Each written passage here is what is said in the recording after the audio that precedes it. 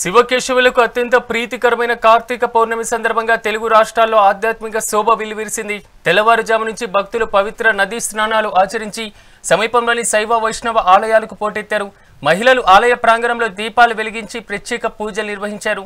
అయితే భక్తుల రద్దీ విపరీతంగా ఉండడంతో ఎలాంటి అవాంఛనీయ సంఘటనలు జరగకుండా అధికారులు అన్ని ప్రధాన క్షేత్రాల వద్ద పటిష్టమైనటువంటి బందోబస్తును ఏర్పాటు చేశారు. ఇక ఇదే అంశానికి సంబంధించి మరింత సమాచారాన్ని లైవ్ లో మా ప్రతినిధి రాణి అందిస్తారు. రాణి, చెప్పండి, తెలుగు రాష్ట్రాల్లో కార్తీక శోభ మాత్రం చాలా విలువిరుస్తున్నటువంటి పరిస్థితి కనబడుతుంది. దీనికి సంబంధించినటువంటి అప్డేట్స్ ఏంటి? ఆలయాల దగ్గర ఎలాంటి పరిస్థితి నెలకొంది? యాసిరాజ్, మనం ప్రస్తుతం అయితే కాశీబుగ్గ దేవస్థానం వద్ద అయితే ఉన్నాము. కిషన్ బాగ్లో ఉన్న ఈ దేవస్థానంలో అయితే తెల్లవారుజాము నుంచి భక్తులు బారులు తీరారనే చెప్పాలి. అయితే మనం చూసుకున్నట్లయితే ఈ తెల్లవారుజాము నుంచి కార్తీక మాసంలో పౌర్ణమి రోజున ఆలయాలకు వచ్చి దీపార్చన అయితే భక్తులు చేపడుతున్నారని చెప్పాలి. అలాగే స్వామివారికి పంచామృతాలతో పాటు అటు రుద్రాభిషేకాలు కూడా నిర్వహిస్తున్నారు. అయితే ఈ కార్తీక పౌర్ణమి రోజున భక్తులు ఎక్కువ శాతం ఆలయాలకి వచ్చేలాగా ఉంటారు కాబట్టి వాళ్ళందరికీ కూడా ఎటువంటి ఇబ్బందులు కలగకుండా ఆలయాల్లో కూడా ఏర్పాట్లు చేశారు.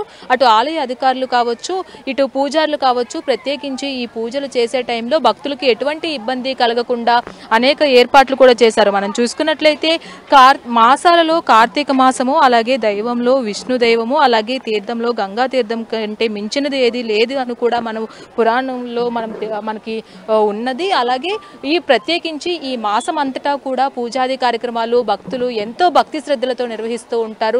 అలాగే పర్వదినాల్లో ఏకాదశి కావచ్చు, ద్వాదశి కావచ్చు, సోమవారాలు కావచ్చు, అలాగే పౌర్ణమి రోజు కావచ్చు. ఈ రోజు పౌర్ణమి సందర్భంగా ఆలయాల్లో కూడా భక్తులు కిటకిటలాడుతున్నారనే చెప్పాలి.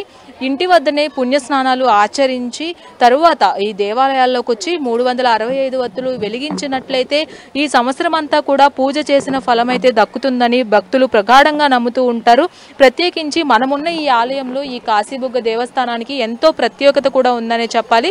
ఇక్కడ ఈ ఆలయంలో ధ్వజస్తంభం అయితే మనకి కనిపించదు, బలిపీఠం అయితే ఇక్కడ ఉంటుంది. అలాగే ఇక్కడ ఉన్న రావి చెట్టు, వేప చెట్టుకి కనుక ముడుపులు కట్టినట్లయితే కేవలం 3 నెలల్లోనే భక్తులు కోరిన కోరికలు నెరవేరుతాయని ప్రగాఢంగా నమ్ముతూ ఉంటారు. అదేవిధంగా ఇక్కడ మనకి స్వామివారు కూడా శివలింగ రూపం ఏదైతే ఉందో ఆ శివలింగం కూడా భూగర్భంలో వెలిసినటువంటి శివలింగానికి ఇక్కడ పూజలు కూడా నిర్వహిస్తూ ఉంటారు. అదేవిధంగా అక్కడ నిత్యం కూడా భూగర్భం నుంచి ఒక జలం అయితే ఊట అయితే వస్తూ ఉంటుంది. స్వామివారికి నిత్య అభిషేకం కూడా జరుగుతూ ఉంటుంది. కాబట్టి ఎంతో పవర్ఫుల్ గా ఇక్కడ స్వామివారిని భక్తులు భావిస్తూ ఉంటారు. అదేవిధంగా కోరిన కోరికలు తీర్చే ఆ శివయ్యకి అలాగే విష్ణుమూర్తికి ఈ కార్తీక పౌర్ణమి రోజున విశేషమైనటువంటి పూజాది కార్యక్రమాలు కూడా చేస్తూ ఉంటారు. అలాగే నోములు కూడా, కార్తీక నోములు ఉన్న వాళ్ళు కూడా ఈ పౌర్ణమి రోజున నోములు జరుపుకుంటారనే చెప్పాలి.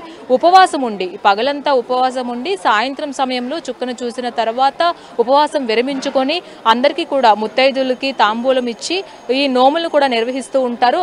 అలాగే ప్రత్యేకించి 365 ఒత్తులు అలాగే ఉసిరి దీపం పెట్టినట్లయితే సంవత్సరం అంతా కూడా దీపారాధన చేసిన ఫలితం అయితే కలుగుతుందని చెప్తారు. అయితే మనతో పాటు కొంతమంది భక్తులు ఉన్నారు.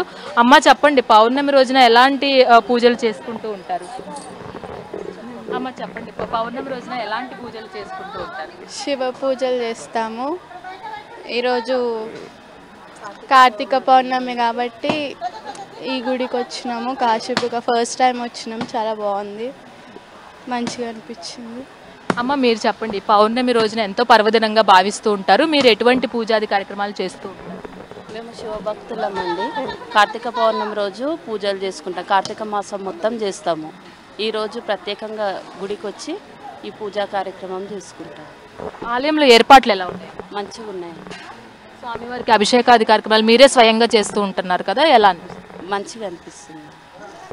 అయితే ఈ ఆలయంలో చూసుకున్నట్లయితే ప్రతి ఆలయం కంటే కూడా ఈ ఆలయంలో ప్రత్యేకించి ఆలయ అర్చకులు కాకుండా ఇక్కడికి వచ్చిన భక్తులే స్వయంగా స్వామివారికి అభిషేకం చేసే విధంగా కూడా వెసులుబాటు కల్పించారు. మనం చూసుకున్నట్లయితే ఇప్పుడు గుడి ప్రాంగణంలో అయితే మనం ఉన్నాము.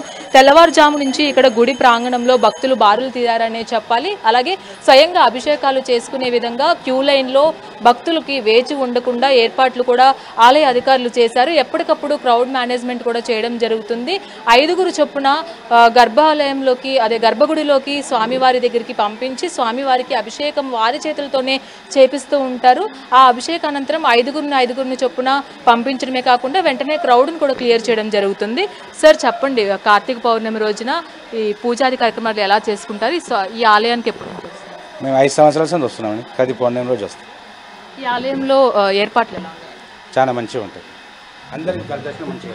సార్ చెప్పండి, పౌర్ణమి రోజున ఎలాంటి పూజాది కార్యక్రమాలు చేస్తారు? ఈ కాశీబుగ్గ ఆలయంలో ప్రత్యేక పూజలు ప్రతి సోమవారం జరుగుతాయి. నేను సుమారు ఒక 9 సంవత్సరాల నుంచి వస్తున్నా.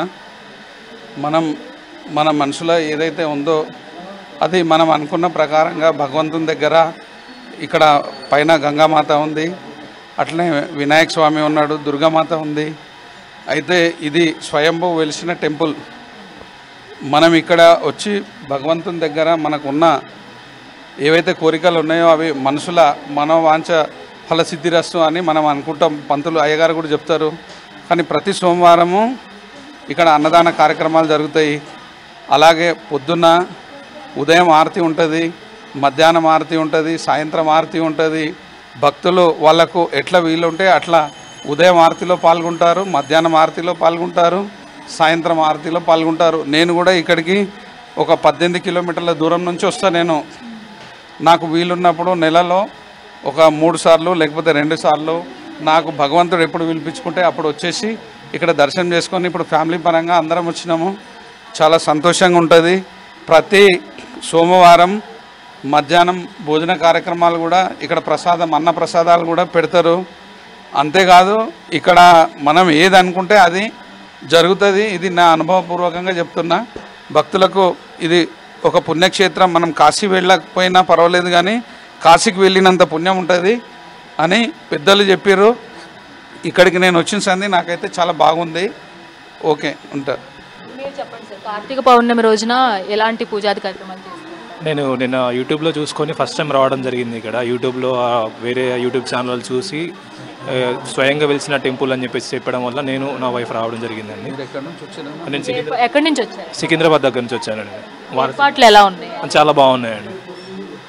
చూసుకున్నట్లయితే తెల్లవారుజాము నుంచి కూడా భక్తులు శివనామ స్మరణలతో ఆలయాలన్నీ కూడా మారుమోగుతున్నాయనే చెప్పాలి. పౌర్ణమి దినాన్ని పురస్కరించుకొని ప్రతి ఒక్కరూ కూడా ఈ ఆలయంలో ఎంతో విశిష్టంగా పూజాది కార్యక్రమాలు అయితే చేస్తున్నారు. అలాగే ఈ కాశీబుగ్గ దేవస్థానానికి ఎంతో ప్రత్యేకత కలిగింది. స్వయంభూగా శివలింగం అయితే ఇక్కడ వెలిసిందని భక్తులు చెప్తున్నారు. అటు ఆలయ స్థానాచారులు కూడా ఆలయ అర్చకులు కూడా ఈ రోజు కనుక స్వామివారికి రుద్రాభిషేకం కానీ పంచామృతాలతో అభిషేకం కానీ నిర్వహించినట్లయితే సంవత్సరం అంతం కూడా పుణ్యఫలం దక్కుతుంది అని కూడా భావిస్తున్నారు. అదేవిధంగా ఈ రోజు పౌర్ణమి రోజున ఇంటి వద్దన కూడా ఆలయాలకి రాలేని వాళ్ళు ఇంటి వద్దన కూడా 365 వచ్చులు కావచ్చు, అలాగే ఉసిరి దీపం కావచ్చు చేసుకున్నట్లయితే ఈ సంవత్సరం అంతా కూడా దీపారాధన చేసిన బట్టి ఫలితం కూడా దక్కుతుంది. అదేవిధంగా పూజలు చేసుకున్న తర్వాత ఎవరికైనా బ్రాహ్మణులకి దీపదానం అలాగే కొంత దానం ఇచ్చినట్లయితే ఎంతో పుణ్యఫలం దక్కుతుందని కూడా ప్రగాఢంగా నమ్ముతూ ఉంటారు. ప్రత్యేకించి కార్తీక మాసం పురస్కరించుకొని ఈ పౌర్ణమి రోజున